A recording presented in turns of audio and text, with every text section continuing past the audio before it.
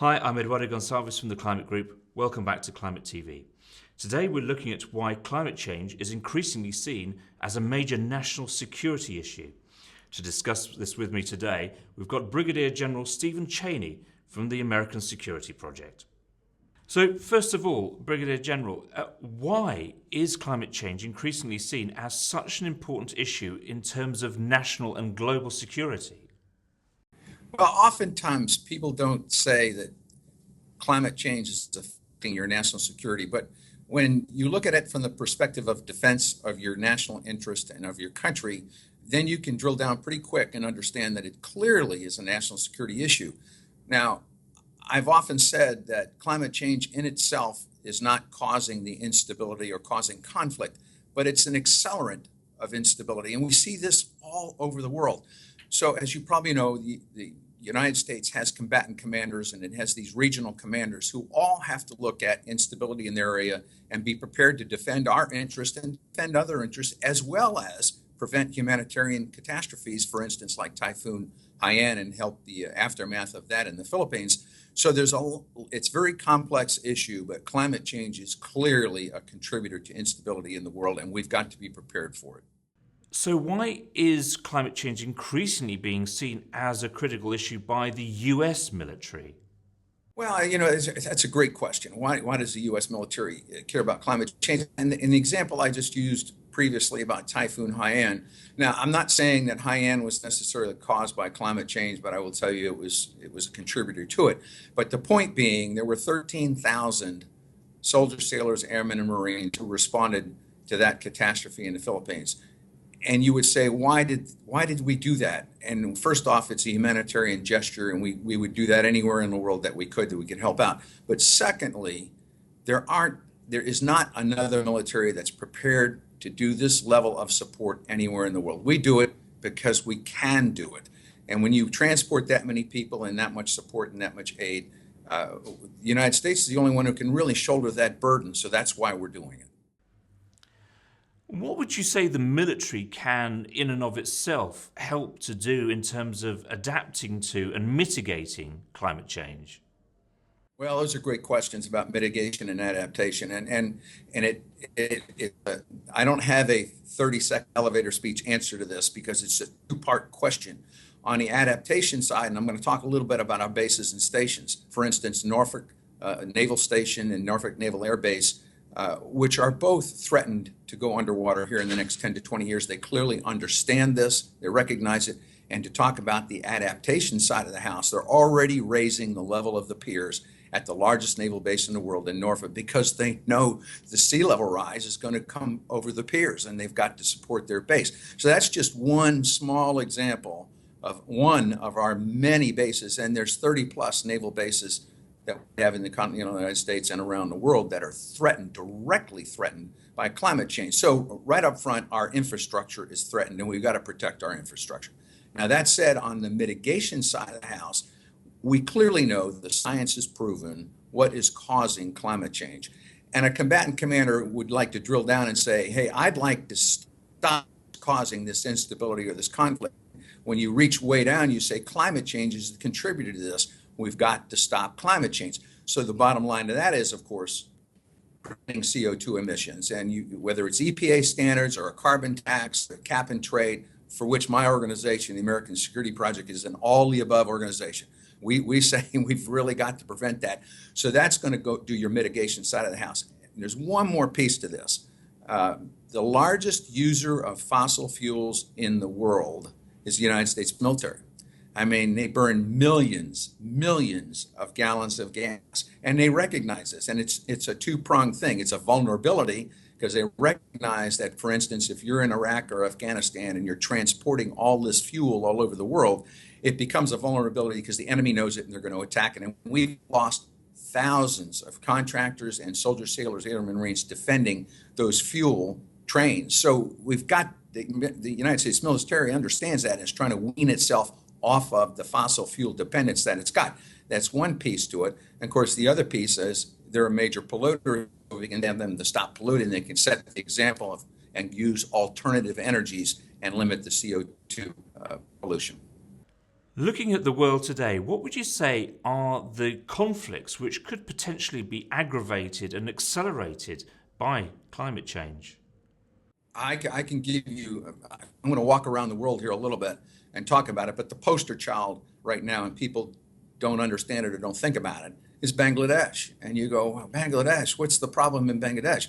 A 1.5 foot sea level rise is going to cause a minimum of 5 million refugees in Bangladesh. And if you talk to some of the folks there, and I've got a very good friend, Major General Muni Razaman there, who tells me that it's probably more on the order of 10 to 30 million refugees that are going to have to go somewhere because the sea level rise, they know it's going to happen. Now, the question is, where are they going? And they're not going to India. There's an armed border with Bangladesh. They're not going to Myanmar. So are they going to ship them out somewhere else in Southeast Asia? This is going to be a huge humanitarian crisis. But that's just one example. Now I can walk clearly further around the world. Let's go to the Middle East.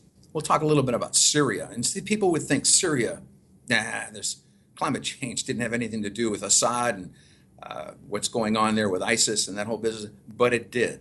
And here's what happened. From 2006 to 2010 was the worst drought in Syria's history. And as a consequence, those who grew crops, or the farmers who lived outside the cities, were driven to the cities, in particular Aleppo, just to give you but one example. What this has caused is a humanitarian crisis inside those cities, both for food and the number of people and to support them. And Assad has taken advantage of this, and as he just did this past weekend, using jets to bomb the people, these groups of folks, and he's bombing his own citizens because they were driven to the cities, and now they present a target to him. So climate change in that case was an accelerant to instability. And I'll give you one more example that's in Africa, and that's Mali. In the case of Mali, Mali is another one that suffered severe drought. The Tuaregs were in the southern part of the country. They're an agrarian group, although they do move. When the crops dried up, they moved north. Now, that was the start of the conflagration in Mali, and of course we all know what happened there. The French had to come in. We, by the way, the United States logistically supported the French. That directly contributed to the instability that's going on in Mali. So those are just other examples. I can talk about Boko Haram and Lake Chad. Lake Chad's drying up. What's caused is another migration crisis there. Boko Haram has taken advantage of that. So you can see, as you walk your way around the world, the problems that are being contributed to by climate change. Now, we've recently seen a number of Pentagon threat assessment papers talking about how climate change can accelerate the growth of terrorist groups in certain regions that have been affected by climate change and natural disasters. Can you explain how this happens and really just how important an issue is this? Oh, absolutely. Well, ISIS or ISIL is another example. You've had drought in the Middle East, and water is becoming a very precious commodity there. And of course, what ISIS and ISIL is doing is offering those youth that are unemployed, that don't have the way to take care of their families or don't have anything to do, they're offering them money and a little bit of stability and saying, hey, come join us and you'll thrive. Well, when the same thing applies in terms of providing water or food or services, when it's not there, they clearly can take advantage of those deficiencies, and they can come back and say, hey, we'll give you this stuff. Now, whether they can or not, I can't vouch for, but there's clearly a young segment of the population in the Middle East that's attracted by that. So anything that contributes to that instability, whether it's a lack of water or a lack of food or lack of electricity, for instance, or power, that's going to drive those families or those people to the other side. And ISIS or ISIL or Hezbollah, all these others will take advantage of that. And clearly, climate change is a contributor. We're also seeing a growing trend in climate migration. So people who are forced to leave their lands because of disasters that are caused by runaway climate change. How important is this likely to be in the future as a security threat? Well, I mentioned Bangladesh earlier, of course, but in Africa, the Boko Haram one's another one. That Lake Chad drying up, the populace had to move around, and as a consequence, Boko Haram has said, hey, come join us, we'll provide for you. and they were driven away from Lake Chad, that's another migration issue that you see there. And there, of course, when you can't provide for your own populace, whether it's growing crops or just providing water, they're going to move to where it is. And so there's your migration crisis. Now, whether that's occurring in Africa or the Middle East or Southeast Asia, or for that matter, South America, you will see that occur, and climate change is contributing to it. We've seen Pentagon papers talking about climate change as a major threat accelerator. How seriously is it being taken as a security threat by military planners in the US and elsewhere?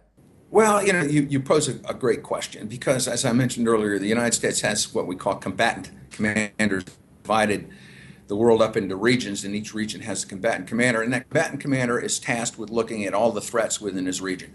Perhaps the best example I can give is Admiral Sam Locklear, who was the combatant commander for Pacific Command the previous years. He just gave up command this past year.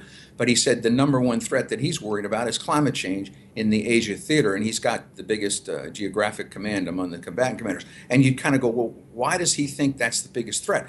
Well, I mentioned Haiyan, and of course, there's going to be increased humanitarian crisis because of bad weather. Catastrophic weather events. He knows that. He understands it. They're planning on it. But climate change is contributing to those catastrophic events. So he's planning on that for starters. Then it's the migration issue, and I mentioned Bangladesh. Then there's the base issue. He's got Diego Garcia, which is a major logistical base for the United States. It's owned by the Brits, by the way. But we have a brigade's worth of marine equipment there. That will go underwater here over the next 30 or 40 years. So we've got to move that somewhere. He clearly understands this. So all your combatant commanders have been tasked by the Pentagon. Certainly when you look at what's called the Quadrennial Defense Review, that came out in 2014, where there's several pages in there about climate change and its impact on national security, and it tells the combatant commanders that they need to look at climate change and where they think it's contributing to instability and where they need to be prepared to counter that instability. You talked earlier about how the military is in fact a major producer of carbon emissions, but there's also a lot of investment and innovation happening within the US military in terms of clean energy and technology. Can you tell us a bit more about that? Well, I can tell you a number of issues, and of course I'm a Marine, so I can tell you from the Marine perspective now that the Navy Secretary Mavis, the Secretary of the Navy, a couple of years back dictated that he want all the ships to be able to go work on biofuels, and he created what was called the Green Fleet. They did an exercise in the Pacific called RIMPAC, where at one juncture they had all the ships using biofuels of one sort or another. So there's an example of getting off of the fossil fuel side of the house and using biofuels. The same thing applies to the Air Force. I believe all their aircraft now at one juncture or another have run off of a biofuel variant. So that's another side to the house. From the Marine perspective, I'll give you a very on-the-ground perspective. Say you've got a Marine Lance Corporal sitting on a combat outpost on a hilltop in the middle of Afghanistan. They've got to have communications with everything, from their supporting arms, with their command element. So that requires power. And if they have any kind of electrical power or heating or air conditioning, they've got to have that as well. So how do they get that power? Well, it's usually either fossil fuel. They import diesel or gasoline and run generators, very expensive, very labor intensive, or you're carrying it, or they got to have batteries, one or the other. So what they're starting to go to now is solar power. They've recognized that if you can put up a solar array on top of a combat outpost, feed batteries, recharge them, use them overnight or use them during the day, you don't have to lug up all that fuel. So one, you're not polluting. Secondly, you don't have that vulnerability of using fossil fuels, nor do you have to lug up an immense amount of batteries that are just going to be thrown away. So that gives you, I've given you their Air Force, Navy, and Marine perspective. And the Army is going to net zero bases where they are going to have bases that produce as much electricity as they consume. And they're doing this through solar arrays. They're doing this through using alternative fuels. So it's really been a kind of a success story in that regard. And they are looking at all other opportunities other than using fossil fuels. Another potential dimension to this is around food shortages and food shocks. I mean, there have been some reports recently that are talking about how this could be a much more serious issue related to climate change in future years. Do you think that the military is actually starting to look at those issues? I mentioned earlier that you asked why the United States military is concerned about these catastrophic events and the humanitarian response, and my reply was we're pretty much the only ones that can do that response on that level. 13,000, for instance, soldiers, sailors, airmen, Marines were able to transport them to the Philippines. And I'll get to the food question here in a minute. They have massive supplies of foods, stuffs set aside for catastrophic events. Usually getting drilled down to the basic level, it's called meals ready to eat. They have them prepackaged, ready to go, and they've used them in the millions to help provide food in case of a catastrophic event. And the same thing applies worldwide. If there's a huge hunger shortage and they have to go in and help support the local folks or get them enough nourishment to survive, they will do that. But that's not going to solve the long-term problem that I believe you're addressing is climate change, where crops dry up, they can't feed themselves, they've got to go somewhere, and they've got to be able to grow and increase their own crops. Now, that's not necessarily the job of the United States military. I think there are humanitarian aid organizations within the United States and certainly the United Nations that can assist with that. But on the same point, the United States military has to understand where they're going, where they're going to subsist, how they're going to grow their crops, what they're going to do. And all the combatant commanders have been specifically tasked to look at that, to understand where the migrations are going to occur, where the instability might occur, and where they can help at least have some form of law and order and contribute to that. The sorts of scenarios that people are talking about are extreme food shortages accelerating from, say, 1 in 100 years to 1 in every 7 years. I mean, that is potentially a game changer, surely. Oh, absolutely. We know that droughts are going to be more common, that they're going to be far more frequent than they have been. We understand that. We can't necessarily predict where they're going to be or when. But as I mentioned earlier, the combatant commanders are looking at those specifically, saying, hey, here's the next hot spot. What do we have to do to be prepared to help counter the instability that the droughts are going to cause? And we know, well, look at, I'll give you another example, Superstorm Sandy, Category 1 hurricane, comes up the East Coast. Everybody's, I won't say they blasé about it, but certainly New York and New Jersey were not prepared for that level of devastation. And here's continental United States now, where it turned into a joint operation. Soldiers, sailors, airmen, Marines, Air Guard, and National Guard all had to respond to that specific contingency, which, when you look at the meteorologist, will say climate change contributed to the severity of that event. So it's another case of the military having to respond in a catastrophe right here in the continental United States. And my last point on this is it costs a lot of money. People go, oh, the military responded. Well, there's a bill to be paid somewhere. And lately in Congress, it's been what we call OCO funding, contingency operations funding. But if you aren't prepared or don't have the funding, then you can't respond. As you know, there's going to be a major climate conference in Paris later this year. What would you like to see coming out of that? And why do you think it's important that there is a strong outcome in security terms? Well, you know, not to denigrate my own country here, but we're the #1 polluter. And you would like to think that the United States would be leading the way in CO2 reduction, and because we know what causes climate change. And it would be great to go into Paris and say, okay, we got the new EPA standards. We understand we've really got to stop polluting, that we're working with the international community and leading and setting the standard in this regard. And I think the current administration has made a good faith effort in trying to do this. It's getting derailed in politics, and we're into a presidential election cycle here, so anything gets thrown into that side of the house. But here's another maybe positive side to it. You have a president who's not going to get reelected, and he knows that. So perhaps he can do a lot more with that, not recognizing that might not necessarily be popular.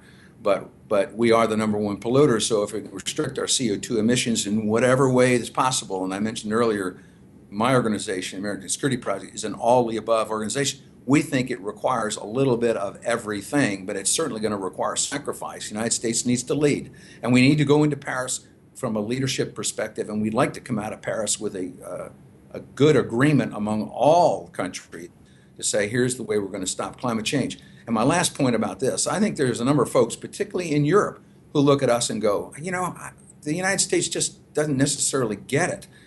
Here in Europe, if you buy a gallon, if you rent a car, and I have recently in Europe and drove around and saw the price of gas there, then you come back to the United States and look at the price, and we're bitching about the price of gas here when in Europe you're paying 3, 4, and 5 times as much. And of course, a lot of that's in tax, and people understand it. Your cars are far more efficient.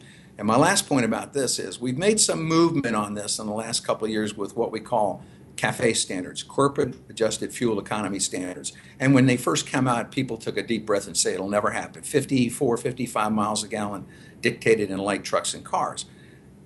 But we can do this. And the kicker was the automotive industry here in this country supported that agreement. And here's why. Because they can build cars, as you have proved, that has been proven in Europe, that will get 50 to 55 miles per gallon. So if you keep pushing that envelope a little bit farther, we will reduce CO2 emissions. Perhaps we'll go into Paris from a position of leadership, and we'll be able to get an international accord that will help stop CO2 pollution. So what's your message to world leaders today? And what do you think that other military leaders can do to help encourage a strong outcome at the Paris Climate Conference? Yeah, the interesting perspective about this, and I belong to a group called GMAC, Global Military Advisors Council on Climate Change, and it's all military guys. We are not Republican, we are not Democrat, we're not Tory, we're not Labor. We are for national security and reducing climate change, and we understand what's causing that. And so we hope that we come from a different perspective. Now, you have deniers out there, those who clearly state that the science is not accurate. But when you've got 97 or 98% of your climate meteorologists are saying it's caused by CO2 and we know it, then there's enough proof for me, and it's enough proof for us military guys to say there's a problem here. We know what's causing the problem, and we can fix this problem. And so in the long term, a lot of times people turn around and say, well, we have a problem, let's say, for instance, in Syria. We'll just throw a couple 100,000 troops against it, and the military will fix this for us. And as we all, it's never that easy. And I hate to say it, but the military becomes the last resort, and perhaps it's the blunt instrument hitting that nail. We, as military guys, would prefer not to see that happen. And we understand what's causing climate change. We understand that us, as military guys, will end up being deployed as a consequence of it in order to prevent that. Can we not stop climate change? So would you say then that climate deniers are a threat to national security? Well, you're always going to have 1 in 100 that's going to say, and deny. But I'll give you 2 analogies here. You have a sick child. You go to 100 doctors.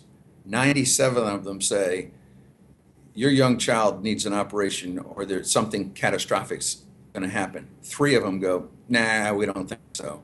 My guess is you're going to have the operation done. So when you look at that preponderance of evidence, it's clearly there, and you need to do something about it. Now, and I'll give you one other example. And I'm not related to Dick Cheney, but he is the one who said, if there is a 1% chance that Pakistan was going to export nuclear technology to a terrorist organization, would we do something about that? And his answer was yes, 1%. Here we have a 97% chance of saying we know what's causing climate change and it's hurting us. Can we not do something about that? So my point is, yes, the deniers, you will always have a couple, but when it's so overwhelming, when the evidence is so overwhelming, you've got to do something about it. Thank you, Brigadier General Stephen Cheney. That's all we've got time for today. Thanks for joining us here at Climate TV. Hope to see you again soon. From all of us here at the Climate Group, goodbye.